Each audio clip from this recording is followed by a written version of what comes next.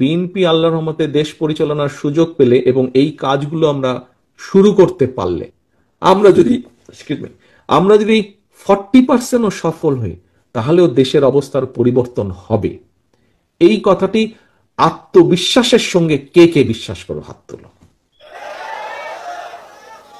সত্যি বিশ্বাস করো না যে হাত তোলার জন্য তুললে? সত্যি বিশ্বাস করো। ধন্যবাদ। নামাও এবার হাত। এখন তোমরা ছাত্র দলের প্রতিনিধি হিসেবে আজকে যারা এখানে এসেছো, আমি একটু আগে একটা কথা বলেছি, তোমাদের ফোল্ডারে হয়তো আমরা 5 কপি করে খুব সম্ভব দিয়েছি বোধহয়, না? আমি যতটুকু মনে করি 5 কপি করে দিয়েছি। তো তোমরা যদি শুধু এই 5 কপি নিয়ে গিয়ে ঘরে গিয়ে তুমি তোমার পড়ার টেবিলে বা সাইড টেবিলে যদি ফোল্ডারটা রেখে দাও, তাহলে তুমি দেশের সাথে অবশ্যই, জনগণের সাথে তো অবশ্যই, দলের সাথেও তুমি গাদ্দারি করলে।